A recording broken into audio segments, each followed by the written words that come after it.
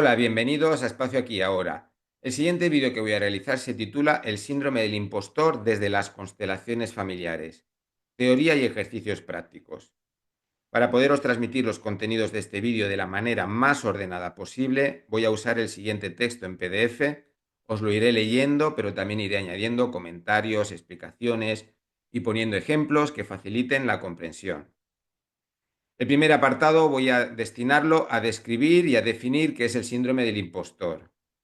Se trata de un miedo que se experimenta interiormente a no estar preparado o a no saber lo suficiente para poder iniciar un nuevo proyecto o realizar una actividad.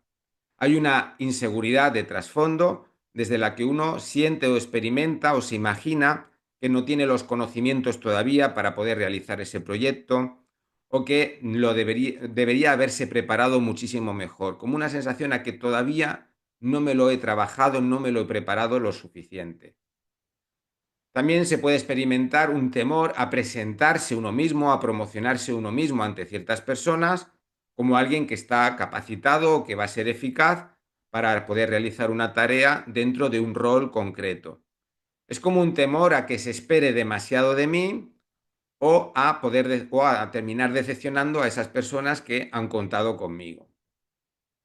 El miedo que genera puede ser un miedo de me voy a bloquear, un miedo a bloquearse, o no me voy a saber comunicar bien, no me voy a saber explicar bien y no me van a entender, los demás no me van a comprender, o tal vez me planteen dudas o preguntas que luego yo no voy a saber muy bien cómo responder.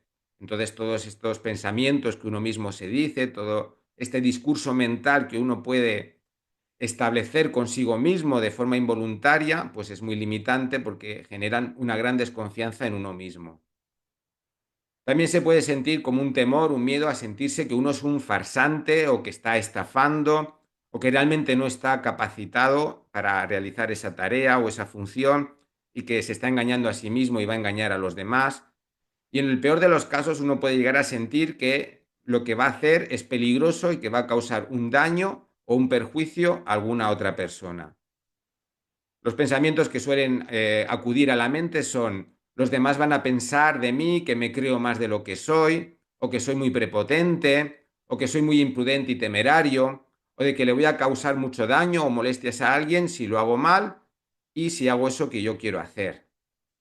Hay un deseo, la persona parte de un deseo de que quiere realizar esa tarea o exponerse o dar una charla o comunicar algo o realizar un proyecto, pero ese deseo queda inhibido, no se puede cumplir, no se puede realizar. Es algo que se desea mucho, pero falta como una fuerza de empuje para poderlo materializar.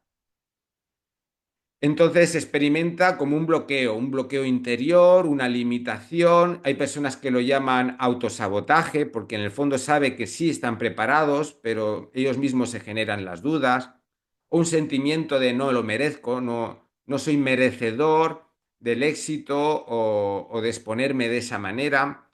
O sentir un gran miedo a que se va a experimentar una angustia muy desbordante si se intenta cumplir este deseo y realizar esta actividad. Y también se puede sentir una especie de temor a ver si me va a dar un ataque de pánico o voy a sentir una angustia que me va a paralizar o que voy a actuar de una manera muy ridícula y humillante si me expongo a ello y si realizo esta actividad. Como mucho pánico a hacer el ridículo o que los demás piensen que estoy haciendo algo muy ridículo. Las áreas en la vida donde nos puede afectar el síndrome del impostor serían las siguientes. En el área profesional puede ser a la hora de asumir un nuevo cargo que represente un liderazgo, ¿no? El tener que liderar otras personas o el tener que mandarle a otras personas. También se puede experimentar dentro de lo profesional si me toca hablar en público, ¿no? Dar una charla, una conferencia, una formación. O si tengo que realizar trabajos que son como muy técnicos o que se requiere un especialista y yo no me siento tan especialista en esa área o en ese trabajo en concreto. En lo profesional también a uno le puede afectar el síndrome del impostor, como he comentado antes, a la hora de promocionarse a uno mismo como expertos. ¿Cómo les voy a decir a los demás que soy un experto si yo mismo no me lo creo o no estoy convencido del todo? Se puede sentir este síndrome a la hora de iniciar un proyecto, ¿no? Lo tengo todo en la cabeza, lo tengo estructurado, sé lo que quiero, me apetece hacerlo, pero a la hora de iniciarlo, hay algo que me frena, hay algo que me lo impide. También puede perjudicarnos el síndrome del impostor a la hora de cambiar de profesión. Porque si yo ya estoy realizando una profesión que aunque no me guste mucho o estoy aburrido, pero se me da bien, tengo experiencia, el cambiar de profesión va a representar que me voy a tener que exponer a esa falta de experiencia o a esa falta de práctica. Que a lo mejor sí que estoy preparado y me he preparado, estudiado concienzudamente para poder realizar este cambio de profesión. Pero claro, no tengo experiencia y no voy a poder tener experiencia hasta que empiece a desarrollar esta actividad o este nuevo trabajo. Así que aquí se genera como una especie de bucle, ¿no? Como no tengo experiencia, no puedo cambiar de trabajo y como no cambio de trabajo, jamás voy a adquirir esa experiencia que estoy deseando tener en una nueva profesión. Entonces uno se queda en el trabajo en el que está, que es el que conoce, que es el que tiene práctica, pero que tal vez en estos momentos de su vida pues ya no le gusta, ya le aburre o no le tiene mucho sentido.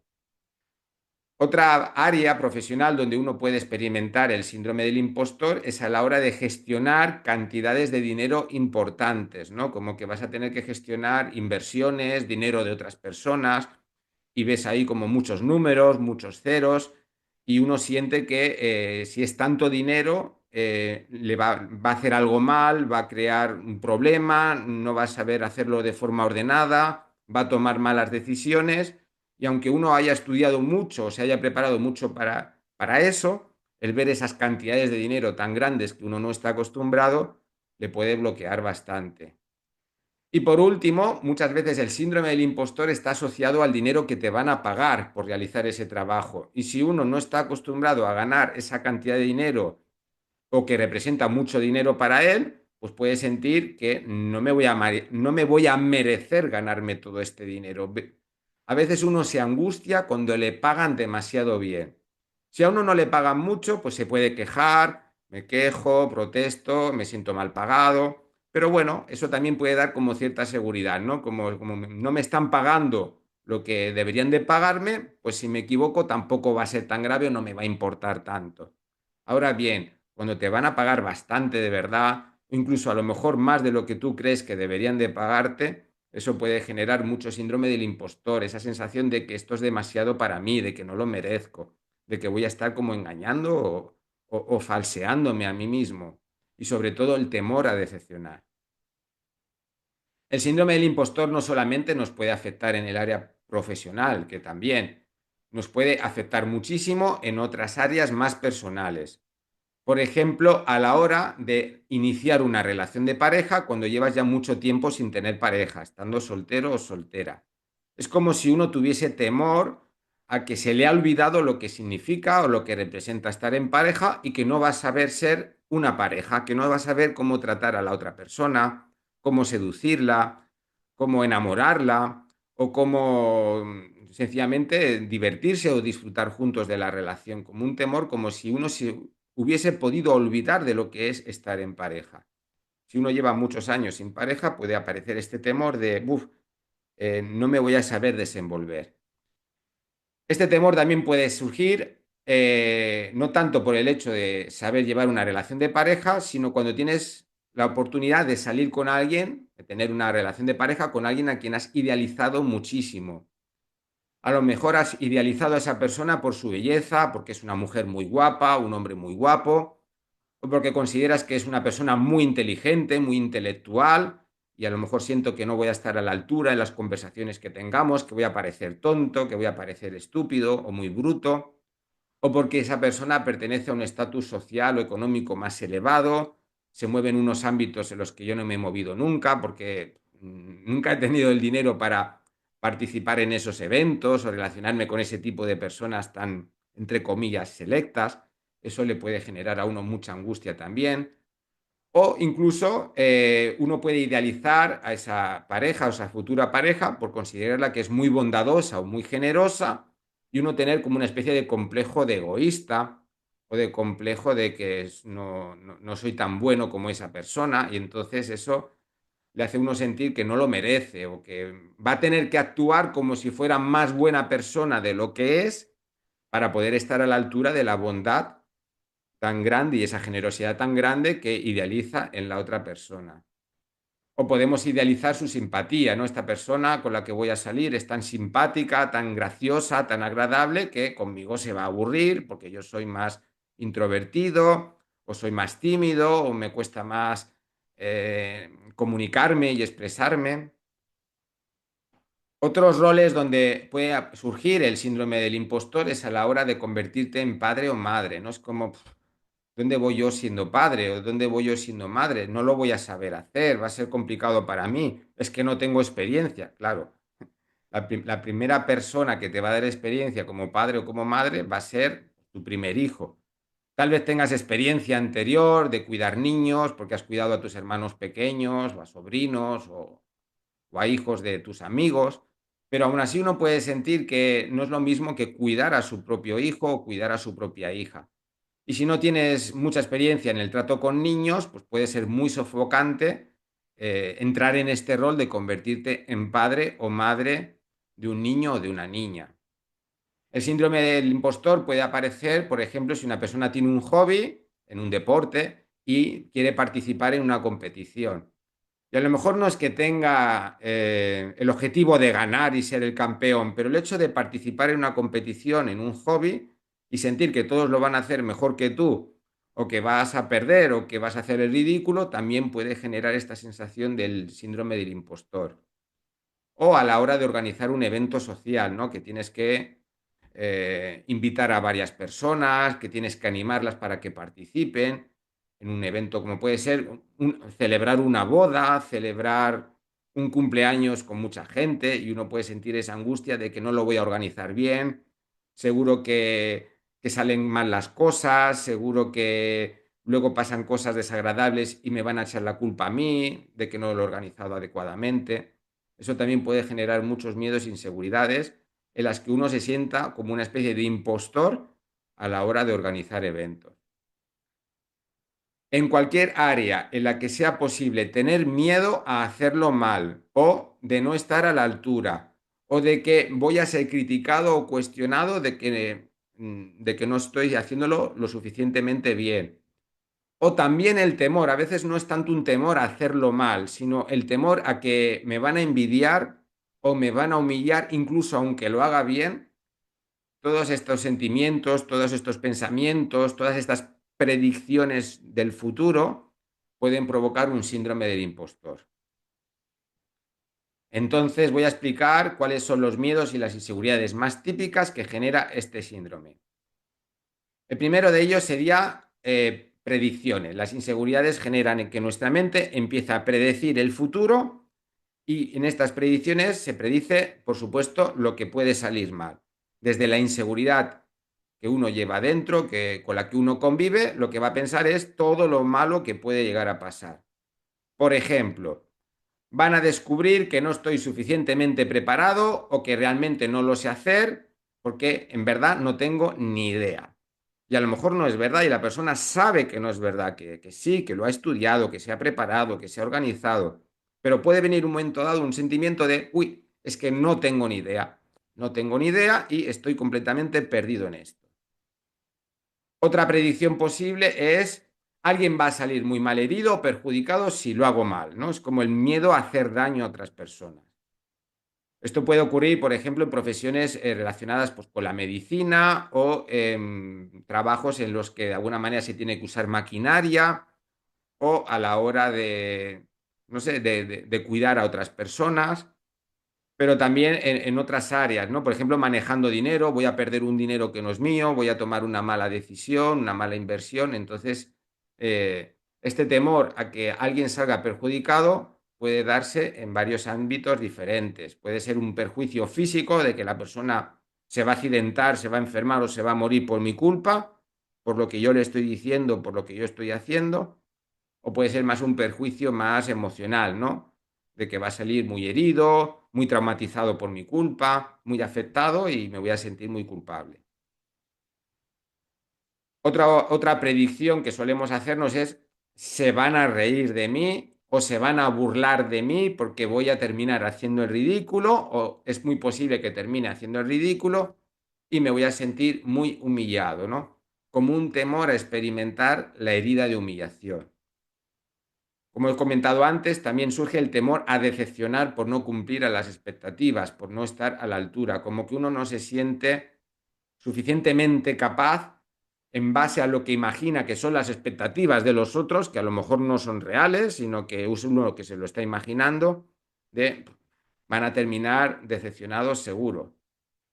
O voy a hacer quedar mal a alguien que me ha promocionado. A veces hay alguien que nos ha animado, oye, ¿por qué no haces esto? Yo te voy a ayudar, yo te voy a promocionar, yo te voy a ayudar a publicitarlo, a que los demás se enteren, pues para que acudan a ti, te pidan tus servicios o para que te escuchen si es una charla o lo que sea, ¿no? Entonces es como, uy, van a pensar, a lo mejor no me da tanto miedo que piensen mal de mí, sino que piensen mal de esa persona, de ese amigo, de ese familiar que me ha promocionado o que me ha ayudado mucho o que ha confiado en mí. O sea, que no sería tanto el temor a lo que piensen los demás de mí, sino a lo que piense una persona concreta que para mí es importante. Como que no quiero decepcionar a una persona en concreto.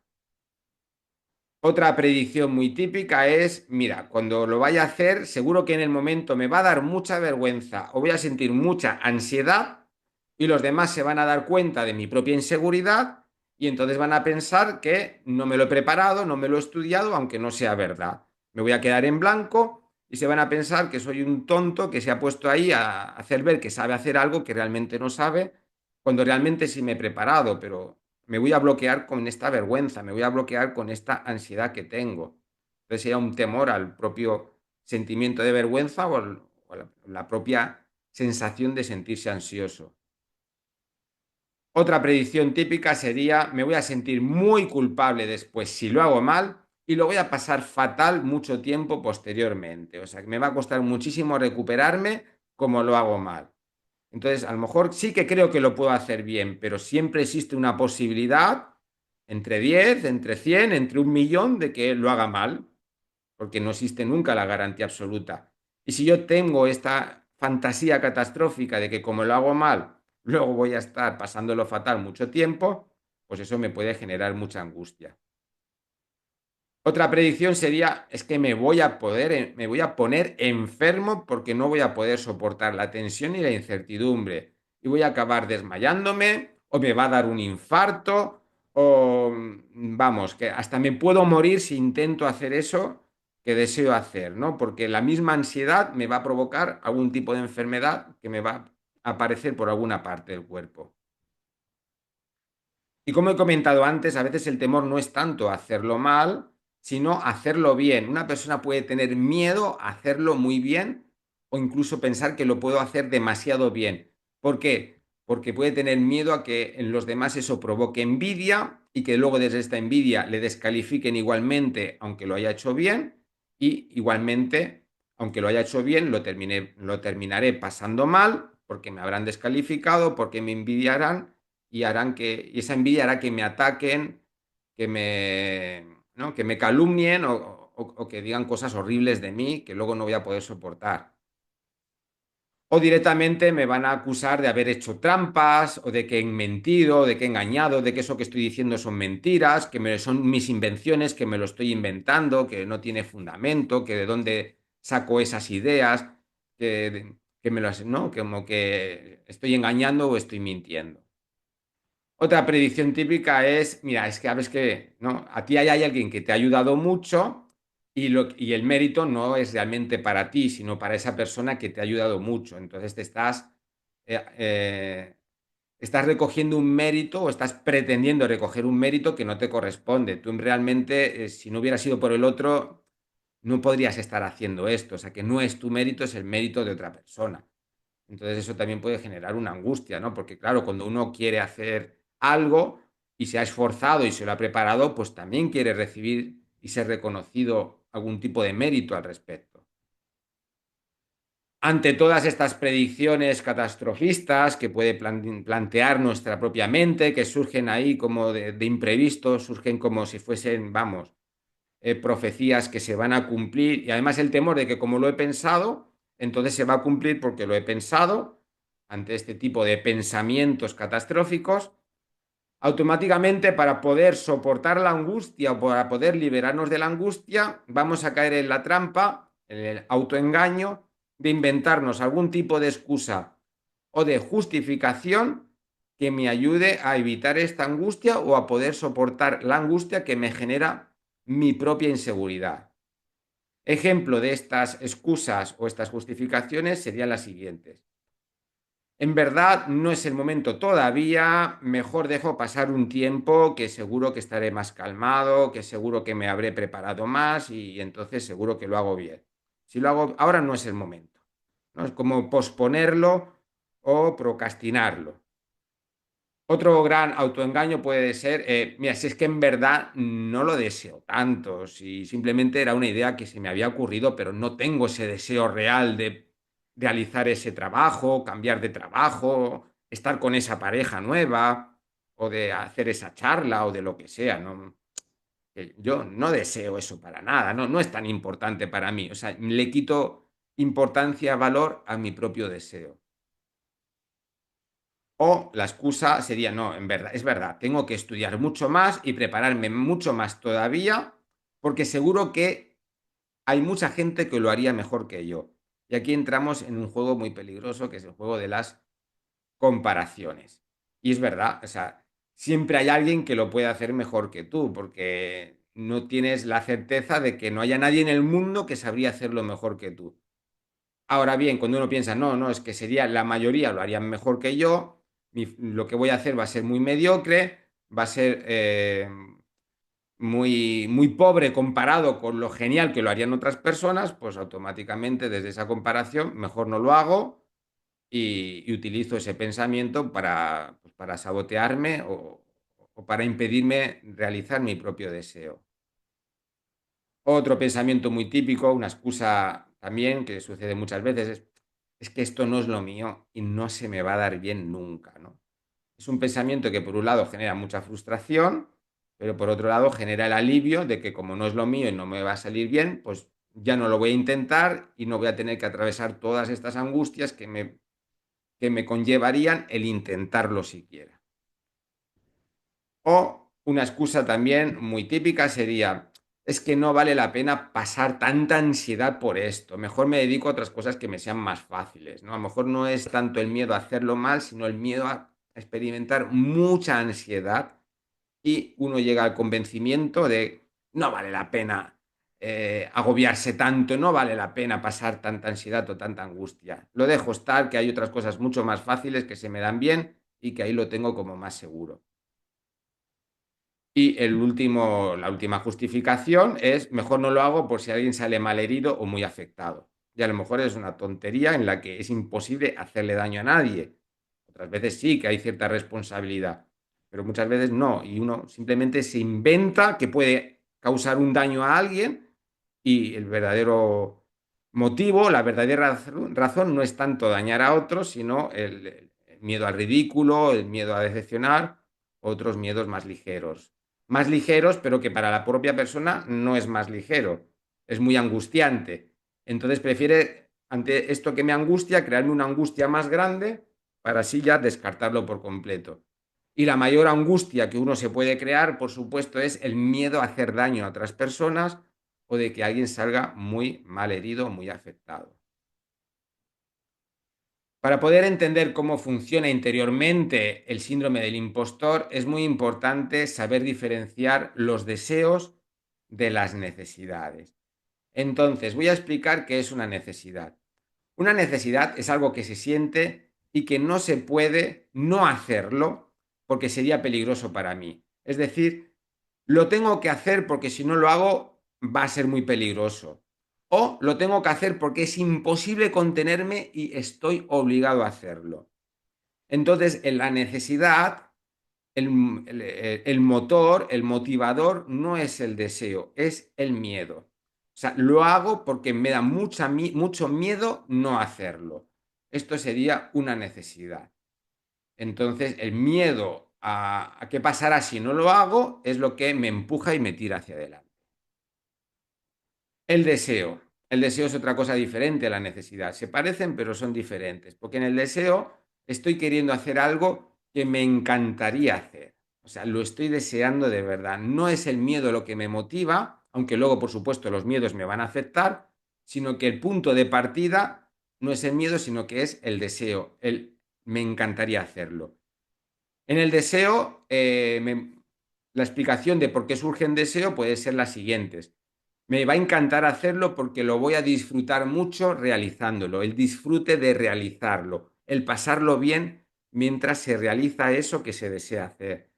O me sentiré muy bien conmigo si logro hacerlo, ¿no? Es como que me va a subir mucho la autoestima, voy a ganar mucha autoconfianza si lo realizo.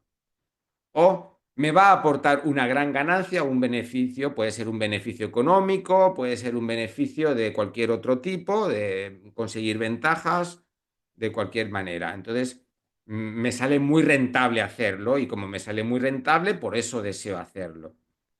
O también puede surgir el deseo a partir de voy a beneficiar con esto de forma directa o indirecta a otras personas con ello.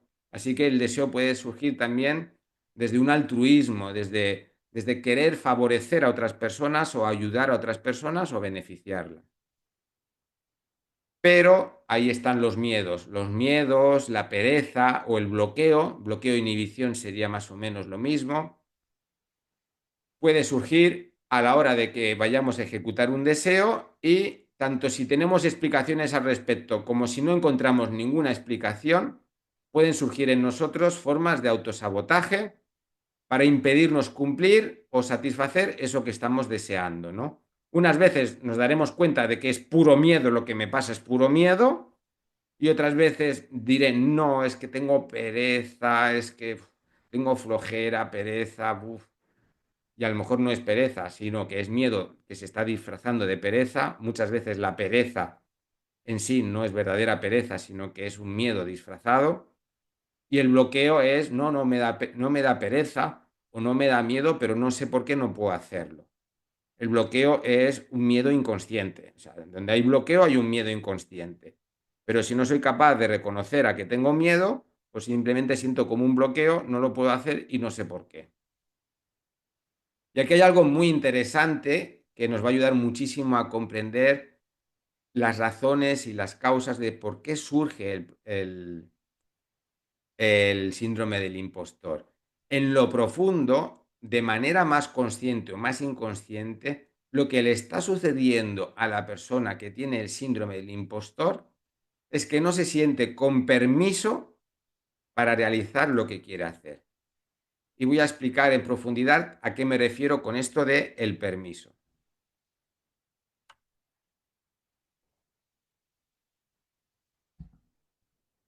Los deseos necesitan un permiso para poder realizarse.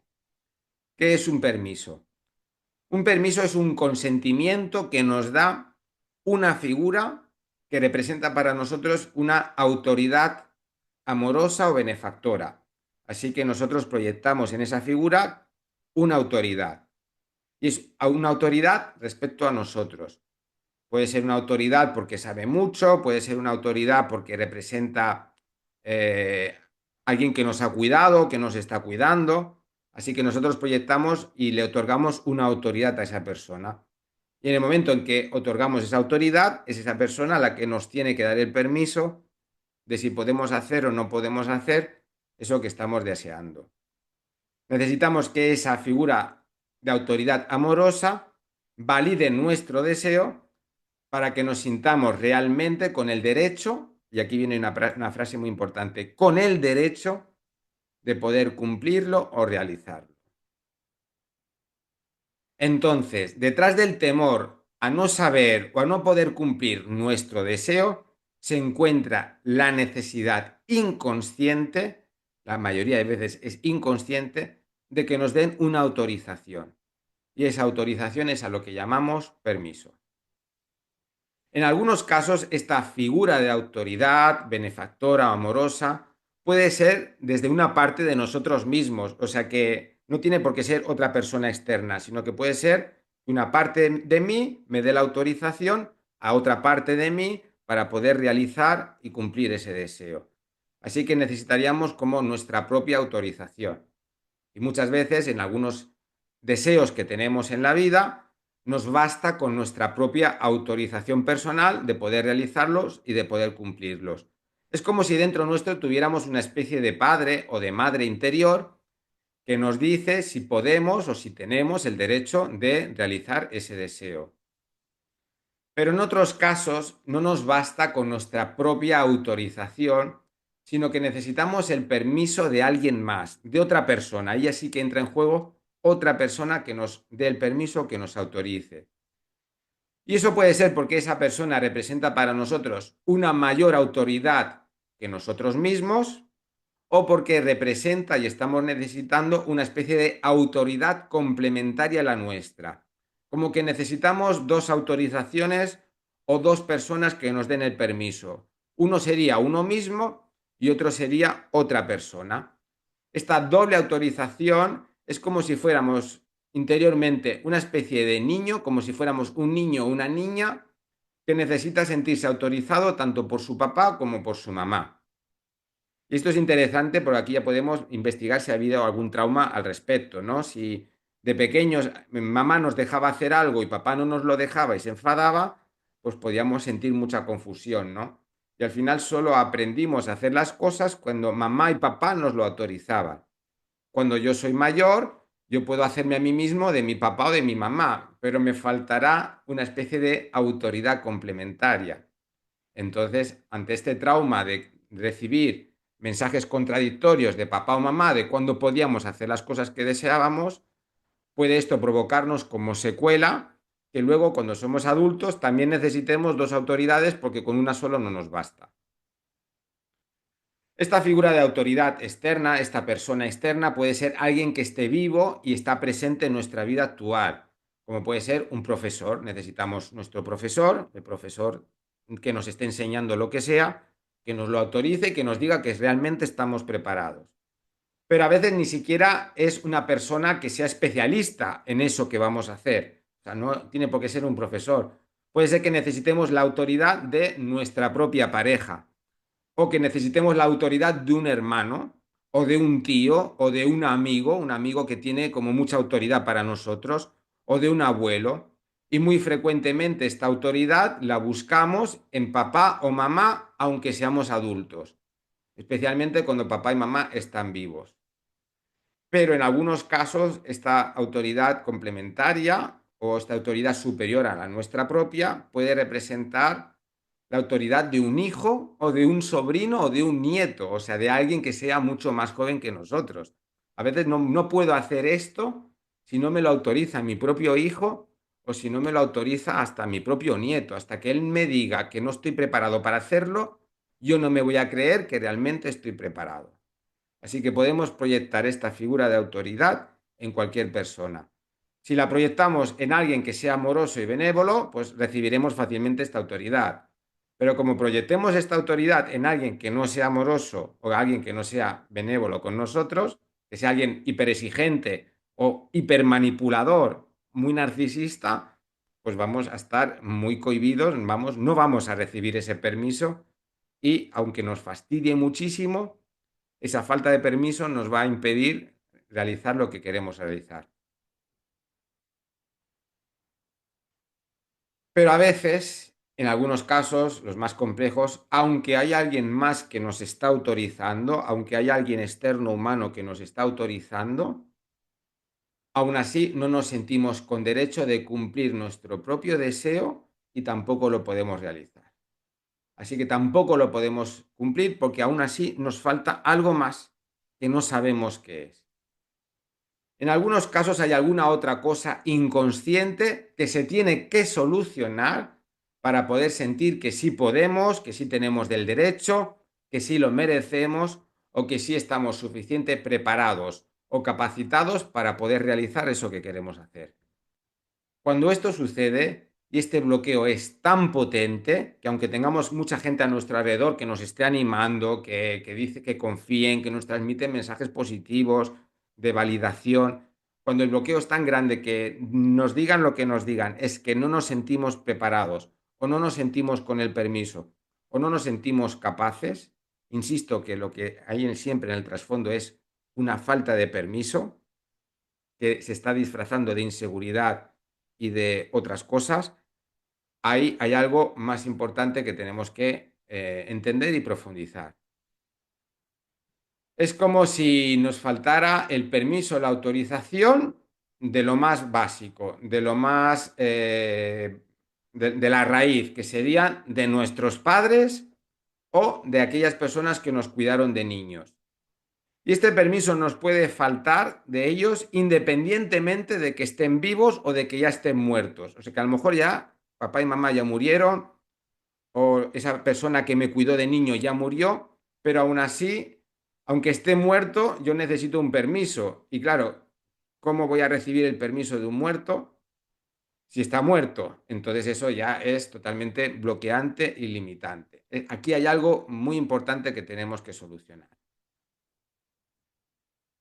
Y para solucionar esta falta de permiso de una autoridad que tuvimos en la infancia y sobre todo si esa autoridad está viva y jamás quiere darnos la autoridad o ya está muerta y no nos la puede dar, vamos a tener que realizar un trabajo interior profundo para poder sanar nuestro vínculo, que será sobre todo especialmente con nuestros propios padres, pero también puede a veces representar realizar este trabajo o ser necesario con alguna figura cuidadora de nuestra infancia.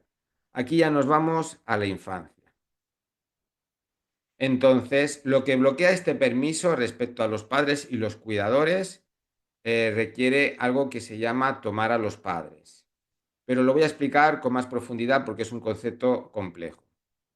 En la terapia de constelaciones familiares, que yo trabajo con ella, hablamos de tomar a los padres, pero realmente cuando decimos tomar a los padres, para ser más específico, a lo que nos referimos es tomar la fuerza de la vida a través de los padres.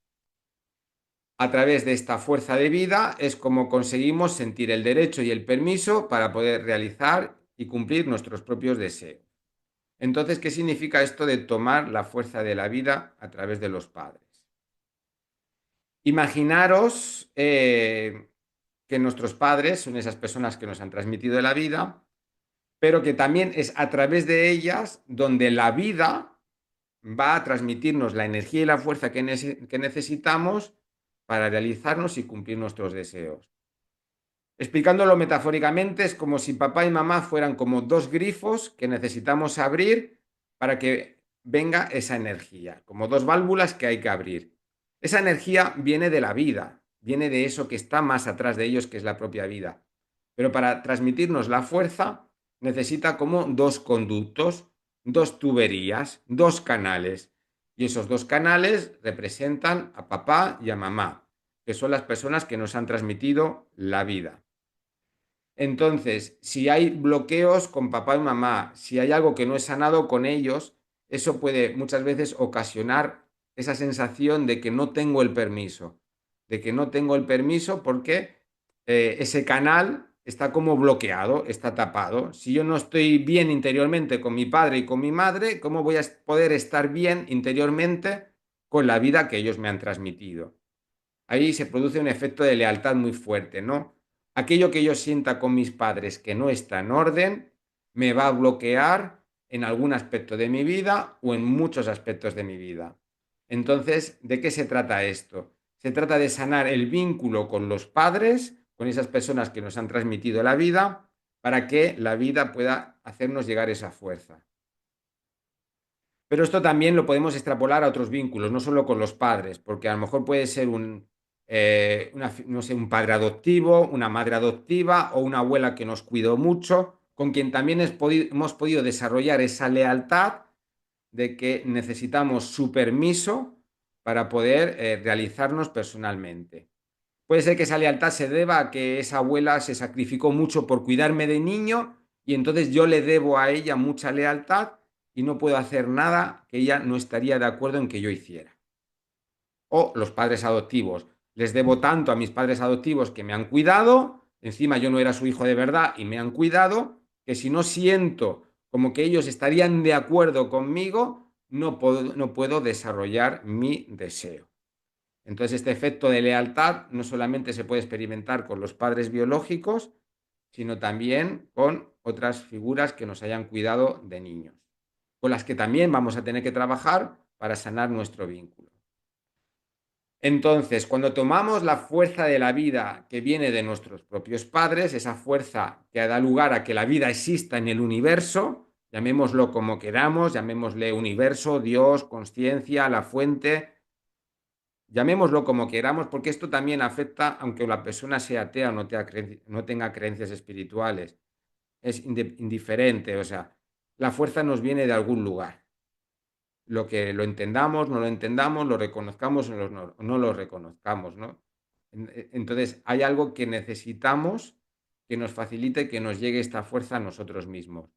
Y este algo no son nuestras creencias espirituales, son nuestro papá y nuestra mamá o las figuras que nos han cuidado cuando éramos niños.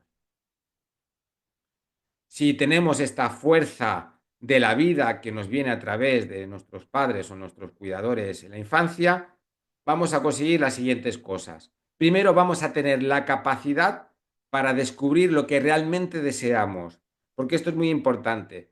Hay muchas personas que no saben lo que desean, que cuando empiezan a pensar qué es lo que deseo, se confunden, se lían y acaban sin saber exactamente qué es lo que desean. Y cuando una persona no sabe lo que desea, termina cumpliendo los deseos de otras personas. Es inevitable. O sea, si yo no sé lo que deseo, ¿qué voy a hacer con mi vida? Pues lo único que voy a poder hacer es cumplir los deseos de otras personas. Así que voy a ser una persona muy influenciable en la que voy a estar constantemente obedeciendo a otras personas o a lo mejor me rebelo contra otras personas, pero con eso tampoco consigo muchas veces cumplir o culminar mi propio deseo. Hay personas que basan su deseo en la rebeldía, que significa voy a hacer lo contrario de lo que me dicen, pero eso no significa realizar tu propio deseo genuino. Entonces, para conocer nuestros deseos genuinos, esos deseos que salen como desde nuestra esencia, desde nuestra alma, necesitamos tener muy bien sanados nuestros vínculos con los padres o las figuras cuidadoras de la infancia. Con esto tendremos claridad a la hora de descubrir qué es lo que deseamos, pero con esto no es suficiente. Uno puede saber lo que desea y aún así no cumplirlo. Necesitamos también la fuerza de la vida para tener esa capacidad que nos ayude a estructurarnos internamente. Es decir, que podamos identificar y saber qué es lo que necesitamos hacer y cómo proceder para poder lograr eso que queremos. Lo que necesitamos hacer y cómo tenemos que proceder. Y para esto vamos a necesitar dos cosas que nos van a ayudar muchísimo. Lo primero es tener claro cuál es el primer paso o el primer acto por dónde empezar. Porque muchas veces el bloqueo a la hora de realizar un deseo es, vale, ¿por dónde empiezo? Y este bloqueo, si yo tengo esa fuerza, voy a poder atravesar este bloqueo y voy a saber, esto es lo primero que tengo que hacer para luego conseguir eso que deseo. Y luego después también nos va a ayudar esta fuerza de vida a que podamos estructurarnos para generar un esbozo del recorrido de los diferentes pasos que tenemos que seguir. Y aunque no tengamos 100% claridad de cuáles van a ser estos pasos, pero más o menos intuimos cuáles pueden ser y esto nos ayuda a generarnos una hoja de ruta, un camino, un plan. Este plan es muy importante porque eso también luego nos va a dar mucha fuerza y mucho ánimo para que intentemos cumplir y satisfacer nuestro deseo sin sentirnos un impostor por ello. Lo que estoy explicando tiene que ver sobre todo con el síndrome del impostor, pero también en otras áreas donde el síndrome del impostor no sea lo más emergente o lo más significativo. Esto tiene que ver a la hora de cumplir cualquier cosa que deseemos en nuestra vida para nosotros mismos. Lo tercero que vamos a experimentar, si tomamos esta fuerza de la vida que nos viene a través de los padres, será la capacidad de llevar a cabo este plan estructurado. O sea, no solamente lo voy a tener en la cabeza, no solamente voy a saber cuál es el primer paso y cuáles son los siguientes pasos más o menos que voy a tener que realizar, sino que voy a tener la capacidad de poder ejecutar este plan. Yo puedo tener muchos planes en la cabeza y no realizar nada, sino la fuerza de, vale, ya tengo el plan, vamos por faena. Entrar en acción. Y en ese entrar en acción vamos a aprovechar los recursos que disponemos y vamos a superar los obstáculos o los inconvenientes o los desafíos que nos surjan por el camino. Y sobre todo vamos a tener esa fuerza que nos permita pedir ayuda siempre y cuando necesitamos pedir ayuda y recibir esta ayuda, porque no siempre vamos a poder hacer solos todo aquello que deseamos. A veces vamos a necesitar de otras personas y esto es algo muy humano y hay que saber y pedir ayuda y hay que darse uno mismo el permiso de pedir esta ayuda. Y sobre todo, ya y por último, esta energía de vida que nos viene de los padres nos va a proporcionar la perseverancia y la constancia para mantenernos enfocados y no distraernos en exceso por el camino, ¿no? Mantenernos enfocados, que no nos venza el aburrimiento, que no nos rindamos enseguida a la que surja un inconveniente, o que no estemos constantemente cambiando de opinión de que si ahora lo quiero, ahora no lo quiero, ahora prefiero esto, ahora prefiero lo otro. La perseverancia y la constancia está directamente condicionada a partir de la fuerza de la vida que somos capaces de tomar a través de nuestros propios padres y ciertas figuras que nos cuidaron de niños. Entonces, aquí voy a dar una afirmación que puede ser como muy tajante, pero desde mi punto de vista y con humildad es así.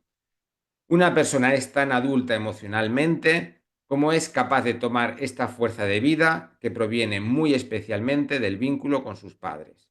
Somos tan adultos como capaces somos de tomar esta fuerza de vida que no nos viene de otra parte más que de nuestros propios padres, de las personas que nos han transmitido la vida, con la influencia también de otras figuras cuidadoras. Y si no tomamos esta fuerza de vida, permanecemos en un estado de niño o de niña infantiles, a la espera de que cambie algo externamente que pueda resolver esta inseguridad que sentimos o estos bloqueos que sentimos. Nos mantenemos en un modo espera. Y a veces ni siquiera en modo espera porque ya ni esperamos nada. Es que ya ni nos creemos completamente capaces de que vamos a poder cumplir eso que deseamos. Ahí entra la resignación total, el conformismo total o la indefensión total. Esta inseguridad infantil puede extenderse a casi todas las áreas de la vida y que no nos sintamos prácticamente preparados para hacer nada de lo que queremos hacer, o que para poder hacer eso que necesitamos ya no es que tengamos que pedir ayuda, es que somos muy dependientes de que nos estén ayudando constantemente. Nos hemos vuelto personas muy dependientes de que otras personas nos ayuden constantemente para que podamos cumplir eso que queremos cumplir. Pero también puede ocurrir para una persona,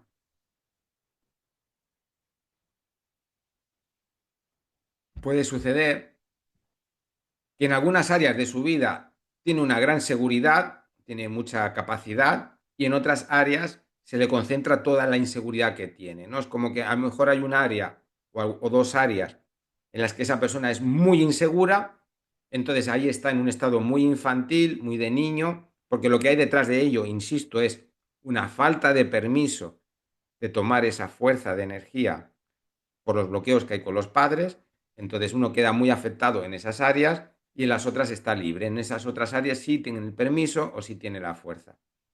Cuando tenemos una fuerza muy limitada, no nos queda más remedio que tener que escoger o invierto mi fuerza aquí o la invierto aquí o la invierto aquí. Y eso puede ser muy limitante porque el ser humano necesita desarrollarse en varias áreas de su vida, no solo en una. No solamente es la familia, no solamente es el trabajo, no solamente son los amigos, no solamente son los hobbies, no solamente es la salud, no solamente es el dinero, sino que necesitamos desarrollarnos en varias áreas de nuestra vida. Y hay personas en unas áreas son muy fuertes, muy capaces, muy adultas, pero en otras áreas son como niños inseguros que no pueden o que necesitan una ayuda constante porque por ellos solos no pueden o no les basta con poca ayuda, sino que necesita prácticamente que se lo haga todo otra persona. Voy a explicar ahora qué es lo que nos impide tomar esta fuerza de vida de los padres. Pueden ser varias cosas diferentes. Una de ellas es el haber sufrido en nuestra infancia carencias y que eso todavía no esté sanado. Las carencias infantiles son todo aquello que faltó o todo aquello que recibimos en exceso durante nuestra infancia. Entonces, de lo que se trata es de una carencia de equilibrio, porque el no recibir nada o muy poco y el recibir demasiado es perjudicial. Todo lo que es excesivo es perjudicial y representa en sí mismo una carencia. Entonces, existen diferentes tipos de carencias que hemos podido sufrir en nuestra infancia con nuestros padres y desde estas carencias, pues sencillamente no creemos o no podemos tomar esa fuerza de vida que nos viene de ellos. Es como que la tubería está bloqueada y aunque queramos esa fuerza de vida, pues no nos llega porque nos hemos quedado con unas carencias muy fuertes que aún no hemos podido sanar desde nuestra infancia. Este tipo de carencias son seguridad, nos faltó mucha seguridad de niños, pasamos mucho miedo o lo contrario, que nos dieron tanta seguridad que no tuvimos que crearnos o no aprendimos a crearnos nuestra propia seguridad. Puede ser una falta de protección o un exceso de protección. Puede ser una falta de respeto, no nos respetaron, nos humillaron, se burlaron de nosotros. O un exceso de respeto en que nuestros padres eran tan correctos y tan educados con nosotros que eso nos da una sensación, vamos, de mucha frialdad a lo mejor. Puede ser que nos faltase reconocimiento, reconocimiento es eso que se llama sentirse visto, o que nos sentimos demasiado vistos y esto se volvió invasivo para nosotros. Puede ser que lo que nos faltó directamente es amor, sentirnos queridos, o que nos sentimos tan queridos que eso pudo resultar empachoso para nosotros. Puede ser que nos faltaran muestras de cariño y de afecto o que fueran excesivamente cariñosos, empalagosos y que eso hiciera que este cariño no lo recibiéramos de una manera plenamente agradable y sana. Puede que nos faltara validación o que nos validaran demasiado y eso hizo que nos creyéramos mucho, muy superiores a lo que somos. En este caso, en vez del síndrome del impostor, tal vez tengamos los síndromes que serían contrarios, ¿no? El síndrome del experto, que es el que va de experto por la vida en todo, cree que lo sabe todo, o el síndrome del omnipotente o del síndrome del yo puedo con todo, que se cree que puede con todo y que nada le puede limitar en su vida.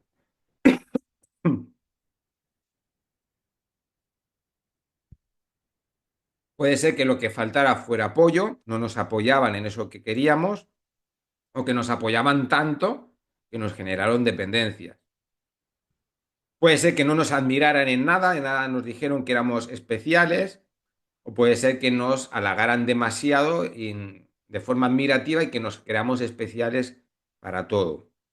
Entonces aquí también entraría en juego el síndrome del experto o el síndrome de la omnipotencia, ¿no? Si me admiran tanto, pues yo me creo que lo puedo todo o que lo sé todo y pierdo la conexión con la tierra, me vuelvo una persona muy fantasiosa.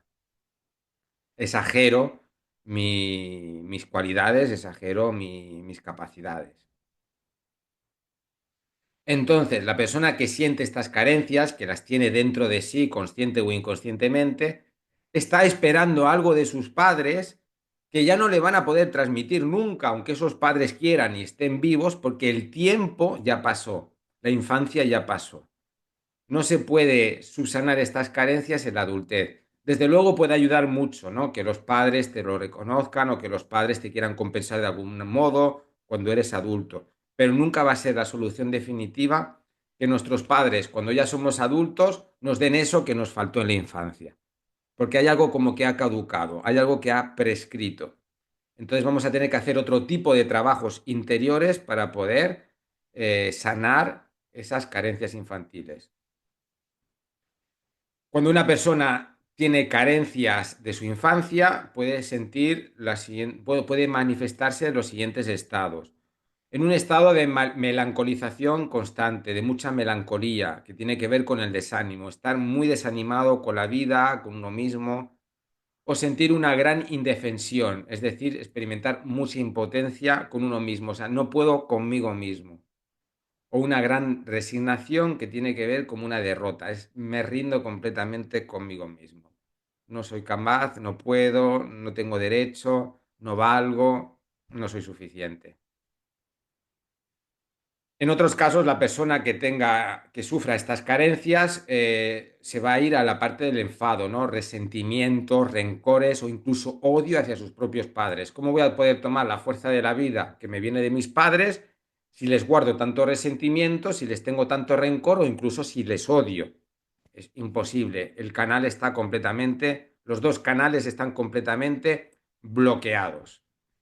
Y a veces la persona no siente ni melancolización, ni siente enfado, sino que está completamente disociada de sus propias emociones, como congelado por dentro.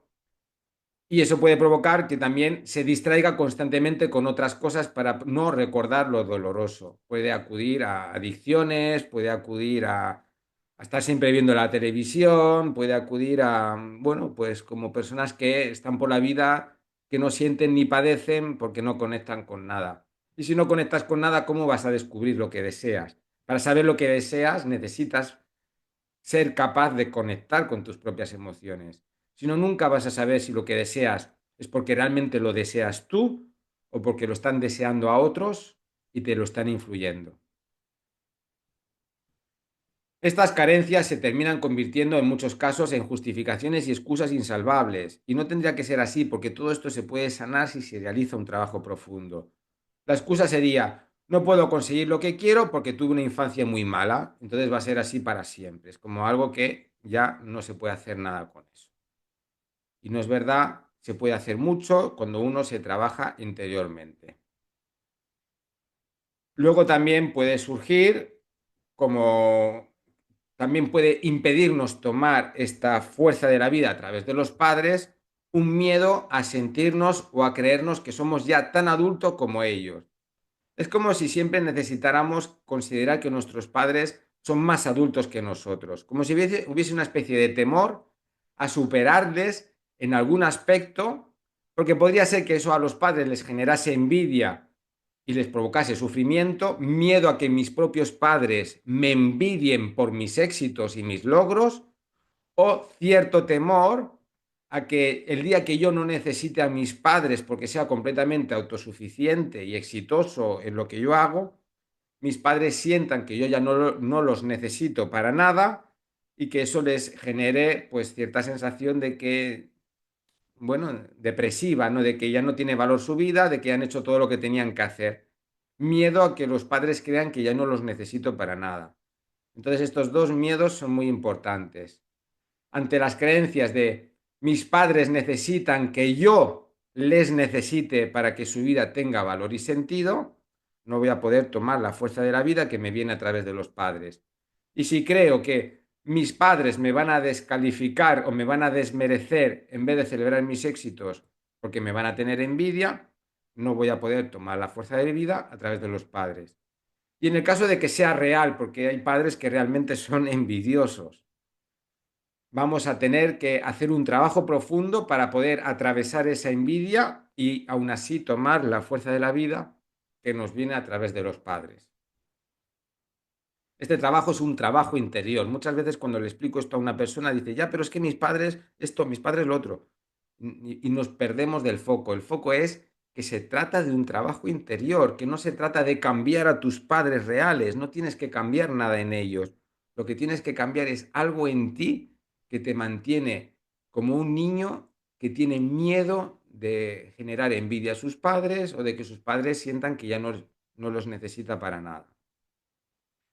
Entonces, en algunos casos son los propios padres los que desmotivan a los hijos directamente para que satisfagan sus deseos.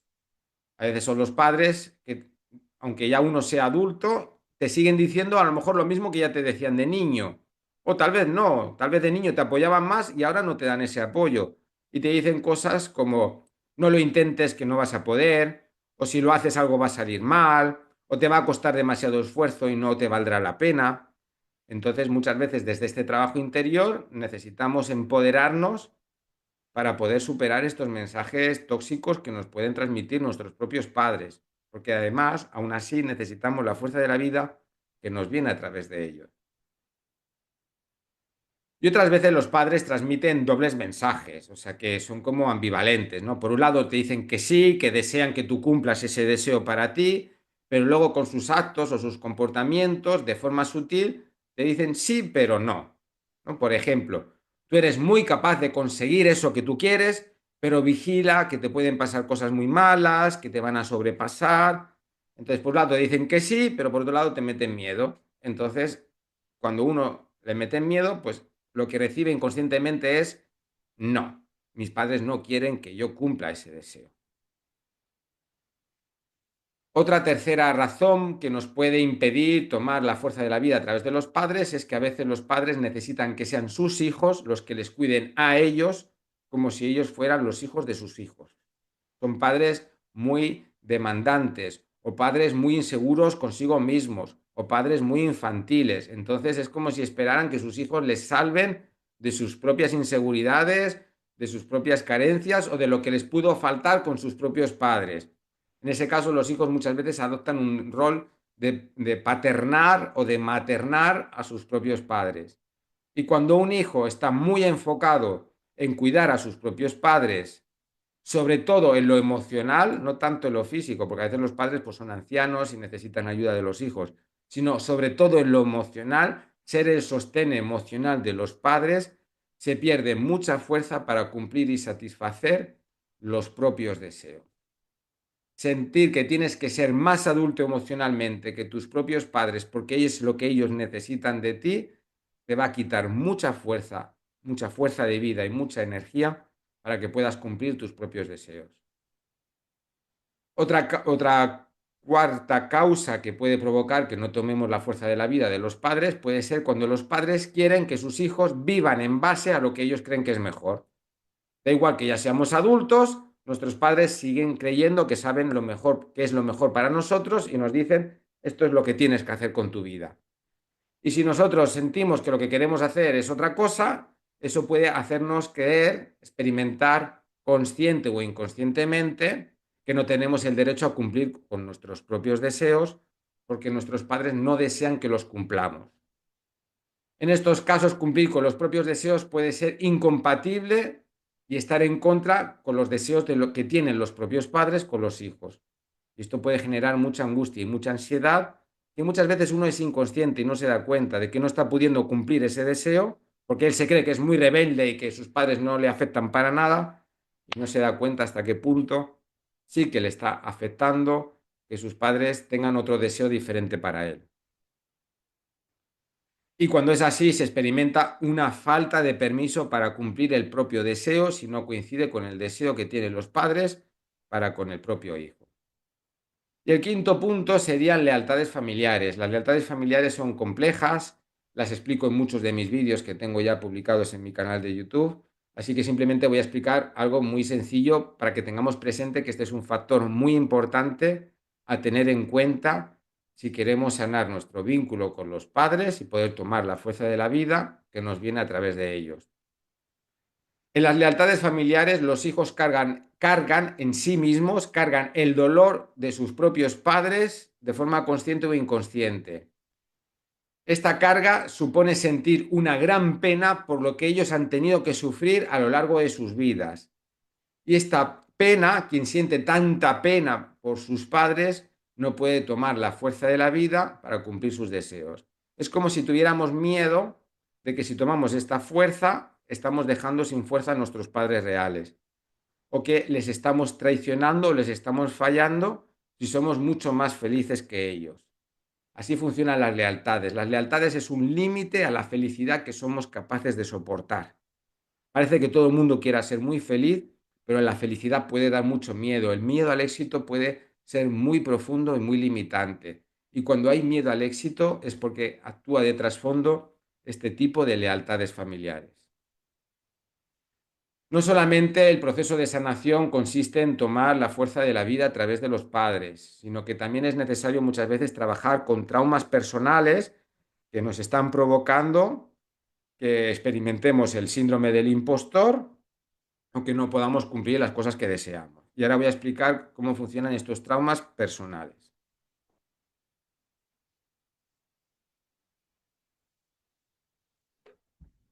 Muy bien. Todo lo traumático está relacionado con algo que era muy valioso para nosotros y que lo hemos perdido y no lo pudimos evitar, o con algo que deseábamos mucho conseguir o necesitábamos mucho conseguirlos y quedó frustrado. O sea, las traumas tienen que ver con aquello que se perdió o con aquello que se frustró y no pudo lograrse. Y aquí viene algo muy interesante con los traumas. Los traumas pueden ser el motor y a la vez el obstáculo de que podamos cumplir nuestros propios deseos. Parece totalmente contradictorio lo que estoy diciendo. ¿Cómo puede ser que una cosa sea el motor y a la vez el obstáculo? Pues sí, es así y voy a explicar cómo y por qué. Los traumas pueden ser el motor de nuestros deseos, porque muchos de nuestros deseos surgen interiormente como una búsqueda de consuelo o una búsqueda de compensación o de autocompensación o una búsqueda de recompensa por algo que perdimos en el pasado o por algo que quedó frustrado en el pasado. Entonces, una persona que tiene, por ejemplo, el trauma de que de niño podía disfrutar de muchos juguetes porque sus papás tenían mucho dinero y luego de repente los padres se arruinaron y ya no podía disfrutar de tener juguetes, ese trauma de pasar de un estado de abundancia a un estado de carencia extremo puede provocar que luego la persona tenga un gran deseo en su adultez de ganar mucho dinero para poderse permitir comprarse las cosas que quiere o regalar a sus seres queridos las cosas que desea. Entonces ese deseo surge de un trauma, el deseo de que me faltó dinero de niño, viví carencias económicas de niño porque mis padres se arruinaron o porque no tenían dinero y ahora yo lo quiero subsanar con mi propia vida. Entonces, los traumas, en muchos casos, por no decir todos, para no ser tajante, pero yo creo que casi todos, los deseos surgen a partir de algo que quedó traumado o que generó un dolor emocional en el pasado. Así podemos entender por qué es tan importante el dolor, ¿no? Porque hasta lo que deseamos parte de un dolor en muchísimos casos. Y los traumas también pueden ser a la vez los obstáculos, porque para hacer algo en lo que nosotros cargamos trauma, vamos a tener que atravesar la angustia. ¿Y qué angustia vamos a tener que atravesar? La angustia que genera el temor de tener que pasar por el mismo sufrimiento que experimentamos cuando vivimos el trauma. Entonces, esto explica por qué el trauma puede ser el motor y a la vez el obstáculo a la hora de cumplir deseos, ¿no? Tal vez yo de niño tuve un deseo y el hecho de intentar cumplir ese deseo provocó o vino asociado con una experiencia traumática y entonces ahora me da miedo cumplir mis deseos por si vuelve a pasar eso catastrófico que pasó. ¿Cómo podemos entender o descubrir estos traumas que nos pueden estar impidiendo cumplir nuestros deseos y que luego eso también se materialice o se manifieste a través del síndrome del impostor? Los traumas están relacionados con las heridas. No son lo mismo un trauma que una herida emocional, pero al final un trauma se tiene que convertir en herida en el proceso de sanación. Entonces, todo lo que quedó traumado, de una manera más directa o indirecta, puede estar relacionado con las siguientes heridas. Todo o casi todo. No quiero ser tajante. Casi todo.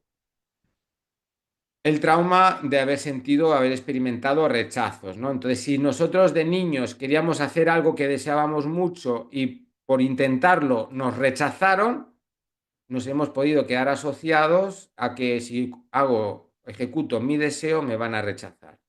Entonces, el síndrome del impostor en este caso es un miedo a que si hago eso que deseo, me van a rechazar.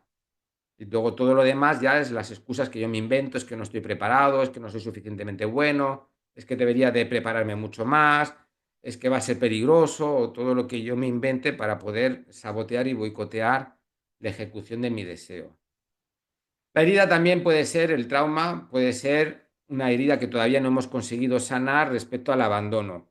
Me abandonaron por algo que quise cumplir, eh, tenía un deseo que quería cumplir y por intentar cumplirlo alguien me abandonó. Me abandonó papá, me abandonó mamá, me abandonó un hermano y se terminó ahí la relación o dejaron de hablarme. Entonces me sentí abandonado.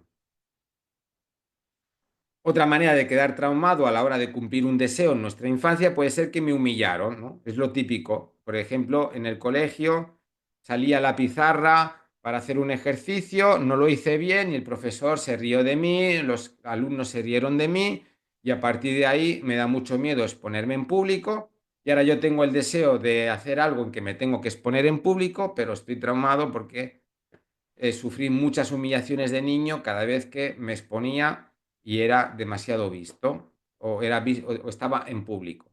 Entonces aquí tendríamos el trauma conectado con la herida de humillación. El trauma también puede estar conectado con la herida de traición. Yo quería cumplir algo que deseaba y alguien me engañó o me manipuló para que no cumpliera ese deseo. Entonces me quedé ahí con un dolor de traición. Me han traicionado. Me han traicionado y por eso no he podido cumplir mi deseo. Y por último, el sentimiento de injusticia. Yo quería cumplir algo que deseaba de niño y eso hizo que me maltrataran directamente, que me pegaran, eh, que fueran violentos conmigo, física o verbalmente, o por cumplir eso que yo deseaba, luego no me trataban igual que trataban a mis hermanos. A partir de ese momento dejaron de tratarme igual que mis hermanos y me trataron peor, por ejemplo. Y eso ocurrió porque yo intenté cumplir mi deseo. Entonces, con todo lo visto a nivel de traumas, el síndrome del impostor puede surgir como síntoma o como bloqueo ante el miedo de volver a sufrir alguna de estas experiencias traumáticas si se lleva a cabo el proyecto deseado. Entonces, fijaros lo interesante que es, ¿no? Porque el trauma, por un lado, nos puede dar ese deseo, pero a la vez darnos también el bloqueo para no poder realizar ese deseo. Entonces, una muy buena manera de bloquearse es a través del síndrome del impostor. Buena manera, entre comillas, porque nadie quiere bloquearse de esta forma, al menos conscientemente. Para averiguar si nuestro síndrome del impostor está conectado con alguno de estos traumas que hemos podido sufrir en la infancia, podemos investigar a partir de lo que me pasa actualmente con mi síndrome del impostor. Y para eso nos puede ayudar a realizarnos estas preguntas. ¿Qué pasaría si los demás me consideran un impostor por realizar esa actividad? ¿Qué pasaría? Pues me van a rechazar, o me van a abandonar, o me van a traicionar, o van a ser injustos conmigo, o me van a humillar. Pues ya está, entonces ya me doy cuenta. A mí el síndrome del impostor me conecta con el trauma de rechazo, de abandono, de humillación, de injusticia o, no me acuerdo, o de traición. Otra pregunta que nos puede ayudar. ¿De qué forma me haría sufrir a mí si me siento impostor? Si me siento impostor, me voy a rechazar a mí mismo. Si me siento impostor, sentiré que me estoy traicionando a mí mismo. Si me siento impostor, sentiré que estoy siendo injusto conmigo mismo. Si me siento impostor, siento que me estoy humillando a mí mismo. Esto también nos puede ayudar a atar cabos, ¿no? Para luego descubrir el trauma. El trauma o los traumas, que pueden ser varios. ¿Me he sentido alguna vez así en el pasado cuando quise cumplir un deseo o un objetivo que tenía? Esa es la gran pregunta, ¿no? Si me da miedo hacer esta actividad porque si no estoy preparado, no lo hago bien, me van a rechazar. ¿Cuántas veces en mi vida me han rechazado por intentar cumplir un deseo que yo tenía? Y sobre todo en la infancia. ¿Alguien me rechazó porque yo quise cumplir un deseo durante mi infancia? ¿Fue papá? ¿Fue mamá? ¿Fue alguno de mis hermanos? ¿Fue un abuelo, una abuela, un tío o cualquier otra? ¿Un profesor en la escuela? ¿Un compañero del colegio o cualquier otra persona que en aquel momento fuera importante para mí? Ahora voy a explicar más el trasfondo de las lealtades familiares, ¿no? Cómo se pueden experimentar lealtades familiares, ya no tanto en relación con lo de tomar la fuerza de la vida de los padres, como he explicado antes, sino a través de traumas sufridos en el transgeneracional, traumas sufridos en otras generaciones anteriores a mí. En algunos casos, el síndrome del impostor puede deberse a una lealtad respecto a un familiar que pudo sufrir lo siguiente. Tal vez alguien en mi familia, un antepasado, mi propio padre, una abuela, un abuelo o quien sea, sufrió una tragedia porque un familiar se creía que sabía mucho o que podía con algo, sobrevaloró sus capacidades y eso terminó generando un gran drama y una gran tragedia, ¿no? Alguno de mis antepasados o mis propios padres o abuelos, por ir de listo o por ir de que lo puedo con todo o por ir de experto, provocó una gran tragedia. Entonces, sí, yo puedo tener una lealtad a esto y puedo estar repitiéndola o repararla, que lo explicaré después. También pudo haber en la historia de la familia un familiar que le fue muy mal en la vida, en general, en casi todos sus ámbitos, porque se creía que sabía mucho, que se creía que podía con todo y realmente ni sabía tanto ni podía tanto. Alguien en nuestra familia estaba como muy, era muy prepotente o muy vanidoso consigo mismo y creía que podía más o que sabía más y eso hizo que le fuera mal, que le rechazaran mucho, que le humillara mucho, que sufriera muchas injusticias, por ejemplo. O tal vez hubo un familiar que sufrió mucho por convivir con alguien que se creía que lo sabía todo o que lo podía todo. Alguien fue una víctima colateral de un pariente que tenía el síndrome del experto o el síndrome del omnipotente o del yo puedo con todo. Y eso le ocasionó perjuicios de forma colateral, ¿no? Una esposa que su marido creía que lo podía todo y eso le perjudicó a ella. O un hermano que sufrió mucho porque otro hermano suyo creía que lo sabía todo y eso le afectó de alguna manera. Y por supuesto, tenemos que tener en cuenta que a lo mejor en generaciones anteriores alguien sufrió mucho precisamente porque padeció un gran síndrome del impostor, eso lo limitó mucho en su vida y eso impidió que pudiera cumplir sus deseos o sus sueños. Entonces, la lealtad puede consistir en repetir el mismo tipo de sufrimiento que quedó bloqueado, de quedar bloqueado con el síndrome del impostor. Es decir, si mi papá tiene el síndrome del impostor, pues yo también lo tengo. Si una abuela mía sufrió mucho síndrome del impostor, pues yo también lo tengo. Sería una lealtad de repetición. Lo repito, cargándolo desde esa persona. Pero también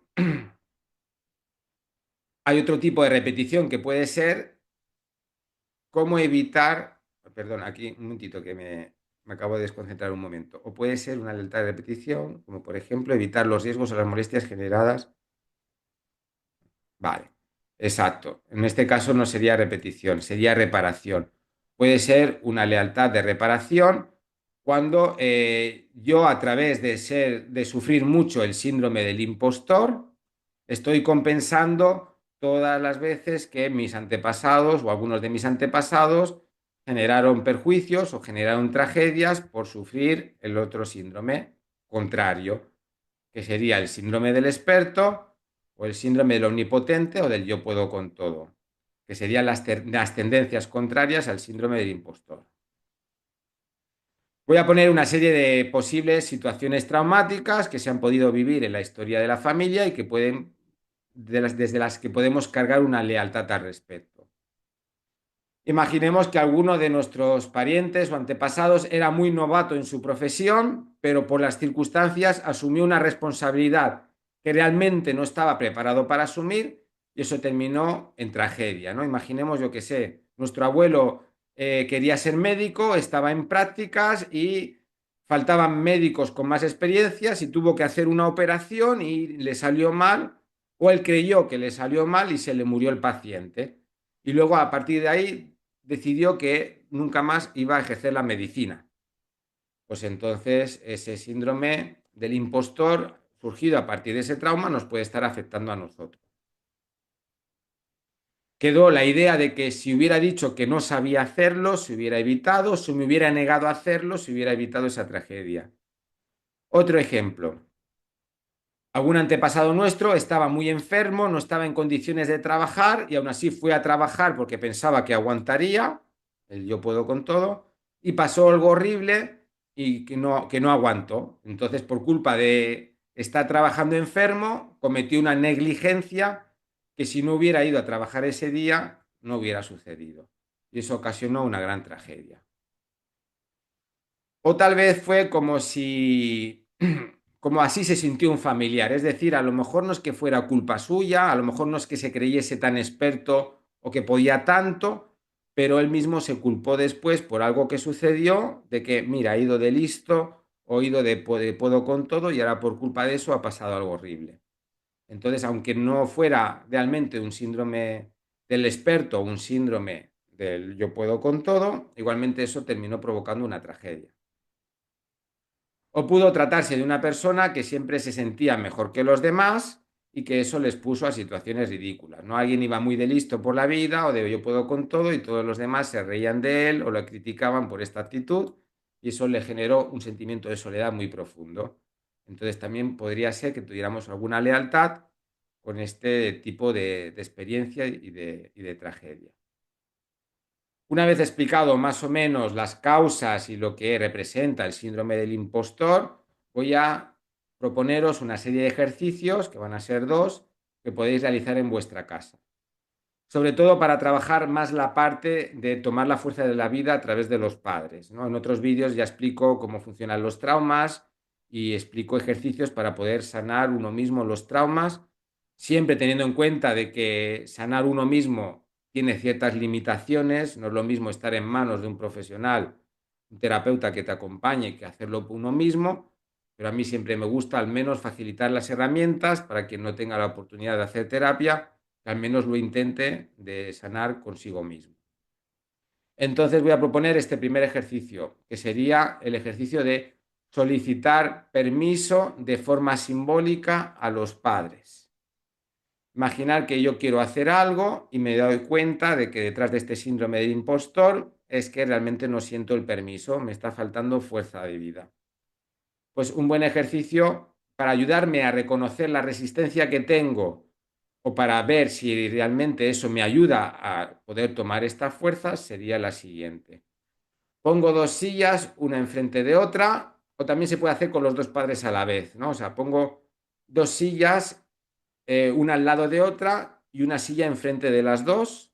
Puedo hacer este trabajo a la vez con papá y mamá, o puedo hacer este trabajo específicamente con papá o específicamente con mamá, o con alguna otra figura cuidadora que yo considere que estoy necesitando sanar algo para poder tomar esa fuerza de vida. Y voy a tener una conversación con ese padre o con esa madre. Y en esta conversación lo que le voy a hacer, lo que voy a explicar es ese deseo que tengo.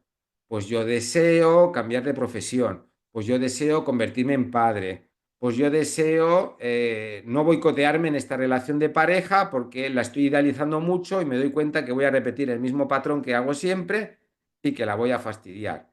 Le explico a mi padre o a mi madre o a quien sea con quien quiera hacer este ejercicio, cuál es mi deseo.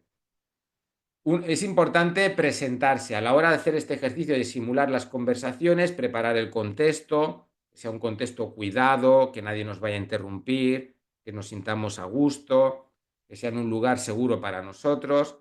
Es muy importante cuando empecemos a hablar, a lo mejor haber hecho antes un poquito de relajación o meditación que nos ayude a centrarnos.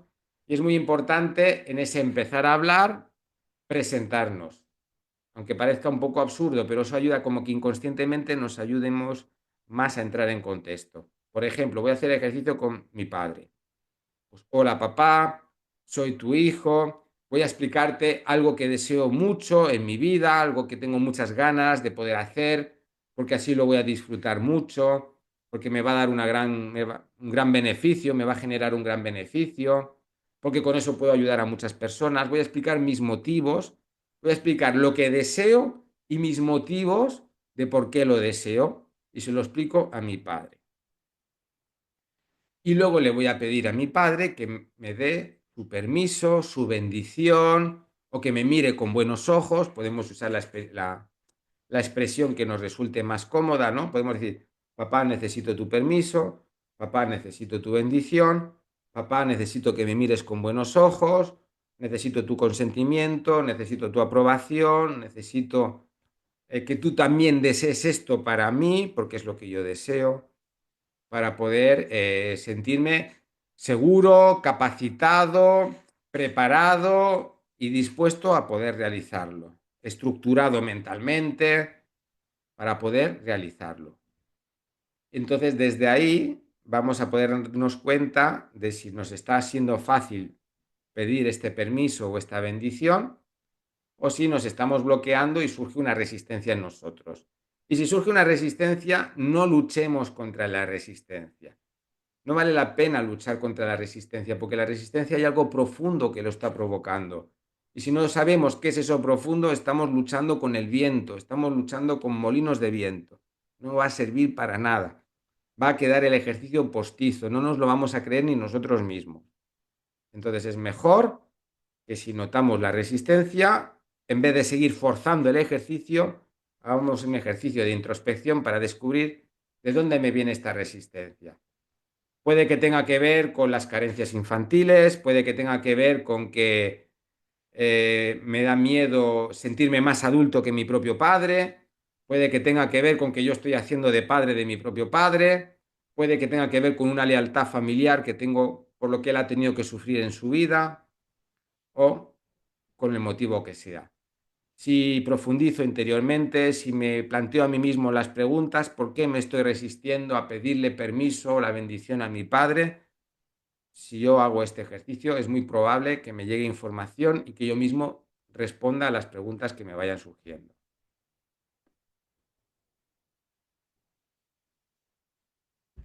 Y si no surge la resistencia o hago varias veces el intento de hacer este ejercicio y voy sanando estas resistencias, llegará un momento en que me va a resultar fácil en este ejercicio simbólico, no es con el Padre real, es simbólico. Quien tenga el Padre real y lo quiere hacer con el Padre real porque sale que le va a salir bien, perfecto, pero a veces es peligroso hacerlo con el Padre real. En el caso que esté vivo y ya es completamente imposible si el Padre está muerto. Entonces hay que hacerlo de forma simbólica. Si siento que es factible este permiso, esta bendición, eso me va a dar mucha fuerza interior para poder tomar esa fuerza de vida y que el síndrome del impostor no me sabotee, no me boicotee y pueda conseguir realizar eso que deseo. Esta sería una posibilidad de realizar el ejercicio, que es solicitar el permiso. Y otra posibilidad es la siguiente, que sería no solicitar el permiso, sino tomar nosotros directamente la fuerza de la vida a través de nuestros padres. Yo recomiendo probar los dos ejercicios y sería interesante que consiguiéramos, a base de intentar varias veces, las veces que sean necesarias, que podamos conseguir el buen resultado en los dos ejercicios, no uno solo. Si lo hacemos con los dos ejercicios, nos vamos a asegurar más el poder tomar esta fuerza de vida a través de los padres. Sería el ejercicio es honrar a los padres cumpliendo los propios deseos. Lo mismo, pongo dos sillas enfrentadas, imagino que enfrente de mí está papá, lo puedo hacer con papá y mamá a la vez, como queráis. Si es muy intenso, mejor lo hagamos primero con papá y luego otro día con mamá. Voy a hablar con mi papá, lo primero que hago es presentarme, hola papá, soy tu hijo, y voy a explicarle a mi padre por qué tomo la fuerza de la vida que me viene de él. Y le voy a dar los siguientes tipos de argumentos. Es muy importante que yo sienta que no solamente me voy a beneficiar a mí mismo de cumplir mi deseo, sino que de alguna manera eso también va a beneficiar a mi padre, a mi madre, a ese cuidador que tuve en la infancia o con quien esté haciendo el ejercicio. Lo vuelvo a repetir. Es muy importante sentir que no solo es para mi propio beneficio, sino que también voy a causar un beneficio con eso a mis padres, incluso a mis propios ancestros. Entonces voy a explicar cuál es mi deseo. Hola papá, voy a explicarte cuál es mi deseo. Lo explico. Voy a explicarte por qué lo deseo. Lo explico. Y luego voy a explicarte por qué para mí esto significa honrarte. O por qué esto para mí significa honraros. Y aquí os voy a dar una serie de argumentos que os puede ayudar a generar este movimiento de honra en el que no solamente me beneficio yo, sino que también beneficio a mis padres o a mis cuidadores. Y de paso ya a mi árbol familiar y mis ancestros. Para dedicaros mi felicidad y mis éxitos. O sea, os voy a dedicar algo bueno, ¿no? Es como cuando un cantante te canta una canción muy bonita y te la dedica, ¿no? Es como, qué bien, me han dedicado algo bonito. Sería ya un beneficio para ellos, para poderos dedicar a vosotros mi felicidad y mis éxitos. Ahí podemos añadir mi disfrute, mi alegría, lo bien que me voy a sentir realizando este deseo. Así podemos desarrollar discurso, ¿no? Que sea un discurso que salga del corazón. Insisto, si lo hacemos forzado, no nos va a servir para nada hacer este ejercicio. Y si detectamos resistencias, vamos a tener que atender las resistencias y luego poder hacer el ejercicio. Otra manera de honrar a los padres sería para aportaros alivio en vuestras propias frustraciones. A través de mis éxitos, eso genera alivio en vuestras almas respecto a las frustraciones que sufriste. Que a lo mejor al ego del papá no lo aliviamos para nada. Si es un padre muy egoico, una madre muy egoica, a lo mejor no le beneficia a nivel de ego, pero como que yo pueda sentir que al menos a su alma sí le estoy beneficiando a través de mis propios logros y mis propios éxitos. O también voy a honraros cumpliendo mi deseo para que no sintáis que me estoy bloqueando por vuestros posibles errores y liberaros de la culpa consciente o inconsciente de mis bloqueos. La repito.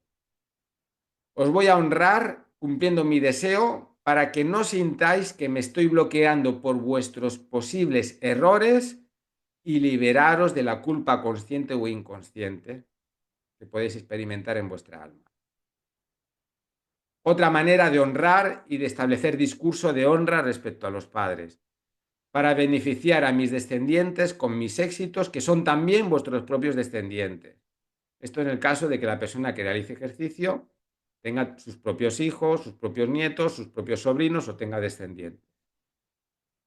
Y por último, se me ocurre este argumento también para honrar a los padres cumpliendo nuestros deseos, para cambiar estos patrones limitantes que cargan nuestro árbol familiar y honrar también con ello a todos nuestros antepasados.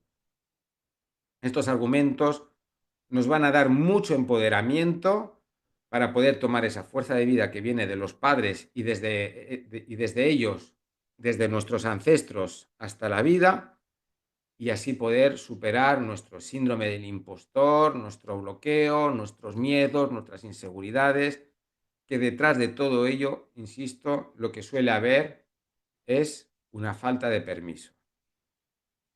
Y si hay resistencias, nos las dejamos sentir y profundizamos en ello. ¿Por qué me estoy resistiendo? ¿Por qué me estoy impidiendo a mí mismo realizar este ejercicio? Pero sin juicio, sin autocrítica, porque las resistencias salen de un dolor y el dolor necesita ser sanado, no criticado. Si criticamos el dolor, no sanamos. Es como hurgar en la herida y hacerla más profunda. El dolor necesita ser sanado, no criticado, ni juzgado, ni cuestionado.